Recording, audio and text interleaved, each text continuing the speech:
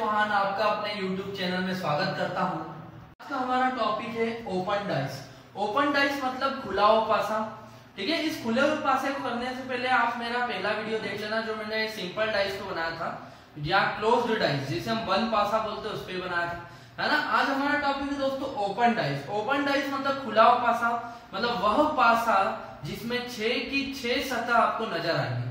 पूरा खुला होगा, 6 की 6 सतह आपको नजर भी आएगी। तो जब भी दोस्तों पेपर में ओपन डाइस आता है तो उसका डायग्राम देख के लोग डर से जाते हैं कि ये क्या आ गया, जबकि ओपन डाइस सबसे आसान होता है करने के लिए। ओपन डाइस का यह मतलब है कि 6 सतह दिखे, जैसे कि ये एक ओपन डाइस है, ये भी एक ओपन डाइस है, ये भी एक ओपन डाइस है। ए, बी और सी 3 टाइप से मैंने आपको ओपन डाइस बताया है, लेकिन सभी ओपन डाइस को करने का तरीका सेम होता है दोस्तों। सेम क्या होता है, एक सरफेस को छोड़कर दूसरी सतह पे या दूसरे सरफेस पे उसका अपोजिट होता है। एक सरफेस को छोड़कर मतलब अल्टरनेटिव अपोजिट होते हैं दोस्तों, एक सरफेस को छोड़कर। जैसे अगर कोई वर्टिकल डाइस है, वर्टिकल मतलब खड़ा हुआ पासा है, तो उसे वर्टिकल तरीके से मतलब टॉप टू बॉटम सॉल्व करिए। और यदि कोई हॉरिजॉन्टल डाइस है, मतलब ये इस तरह से, इसको हॉरिजॉन्टल डाइस बोलेंगे, मतलब लेटा हुआ पासा है, तो इसको लेफ्ट टू राइट सॉल्व करिए आप। ठीक है, जैसे ये एक वर्टिकल डाइस है, खड़ा हुआ पासा है, तो इसको हमेशा टॉप टू बॉटम सॉल्व करते हैं। कैसे, एक सतह को छोड़ के अगली सतह पे विपरीत होता है, अपोजिट होता है। मतलब अगर आपसे किसी ने पूछा 6 का अपोजिट क्या, तो 5 हो जाएगा, और 5 का अपोजिट पूछे तो 6 हो जाएगा।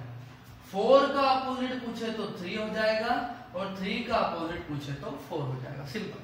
6 का अपोजिट पूछे 5 हो जाएगा, 5 का अपोजिट पूछे 6 हो जाएगा, 4 का अपोजिट पूछे 3 हो जाएगा, 3 का अपोजिट पूछे 4 हो जाएगा। और अगर 1 का अपोजिट पूछे तो 2, और 2 का अपोजिट पूछे तो 1। सिंपल। जो बच गए दोस्तों आपस में अपोजिट, जैसे कि आपको टॉप टू बॉटम सॉल्व करना, ऊपर से नीचे कर लो।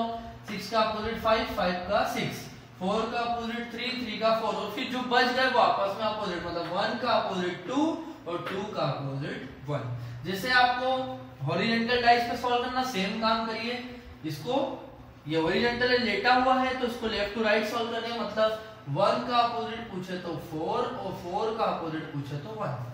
1 का पूछे 4, 4 का पूछे 1।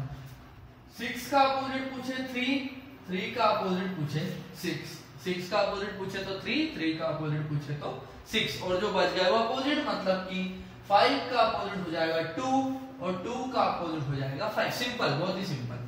2 का अपोजिट हो जाएगा 5, और 5 का अपोजिट हो जाएगा 2। इसी तरह इसमें भी करना होगा।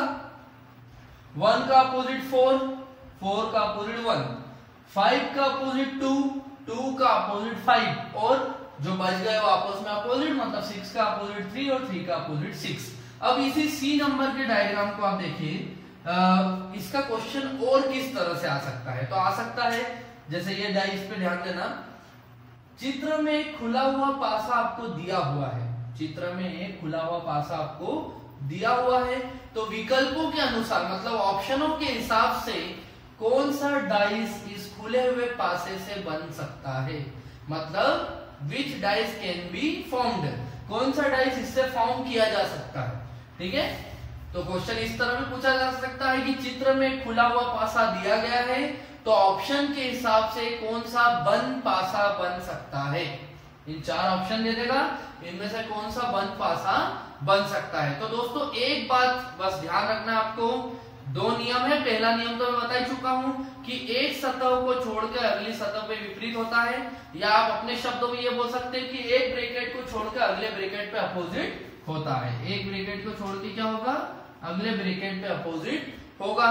और दूसरा नियम ये याद रखना है, जब भी बंद पासे की बात आएगी, क्लोज्ड डाइस की, तो क्लोज्ड डाइस में 3 सतह होती है, तो ये बात ध्यान रखना कि डाइस का एक नंबर और उसका अपोजिट कभी भी एक क्लोज्ड डाइस में नहीं आ सकते। मतलब डाइस का एक नंबर और उसी का विपरीत एक बंद पासे में कभी भी नहीं आ सकते। तो दोस्तों आपको कैसे सॉल्व करना है, आपने देखा 1 का विपरीत 4 है, 4 का विपरीत 1 है, मतलब 1 का अपोजिट 4, 4 का 1। 5 का अपोजिट 2 है, 2 का अपोजिट 5 है, और जो बच गए वो आपस में अपोजिट, मतलब 6 का अपोजिट 3 और 3 का अपोजिट 6। तो रूल क्या है, डाइस का एक नंबर और उसका अपोजिट कभी एक साथ नहीं आता। और ये आपसे पूछ रहा है इससे कौन सा पासा बन सकता है, तो यहाँ पे आपको ऑप्शन एलिमिनेशन करना है। ऑप्शन एलिमिनेशन मतलब ऑप्शनों को हटाते जाना है। पहला ऑप्शन देखिए, पहले ऑप्शन में आपको दिख रहा 1, 4 और 5। तो देखिए दोस्तों 1 का अपोजिट तो 4 है, 1 का अपोजिट 4 है, डाइस का एक नंबर और उसका विपरीत एक साथ आ गया।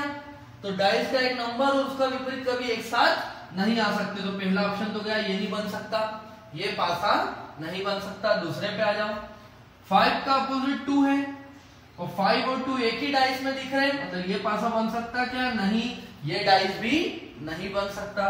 थर्ड ऑप्शन पे आ जाओ, यहां देखो 6 का अपोजिट क्या है? 3 है, 3 का अपोजिट 6 है, चलो नहीं आ रहा।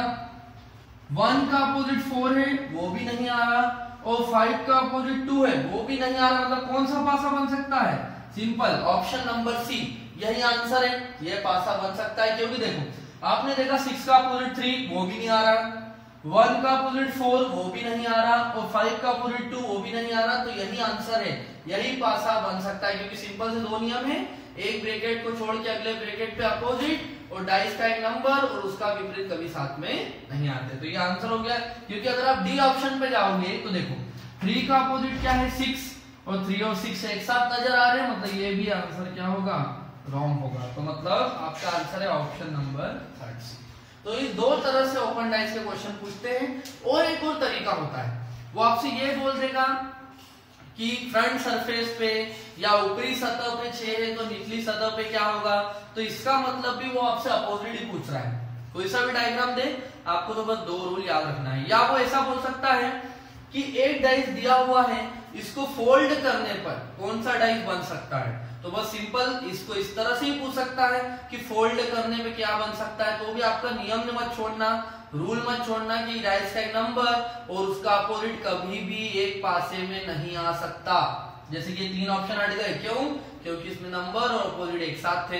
अब आप ओपन डाइस, क्लोज्ड डाइस, सारे क्वेश्चन डाइस के कर सकते हैं दोस्तों। ठीक है, तो आपको अगर मेरा वीडियो पसंद आया हो तो प्लीज इसे लाइक करना, अपने दोस्तों में और जो भी स्टूडेंट स्टडी करता है उसमें शेयर करना, और सब्सक्राइब भी करना मेरे चैनल को, जिससे आपको रोज रेगुलर एक वीडियो या 2 वीडियो मिलते रहेंगे। ठीक है दोस्तों, धन्यवाद, थैंक यू।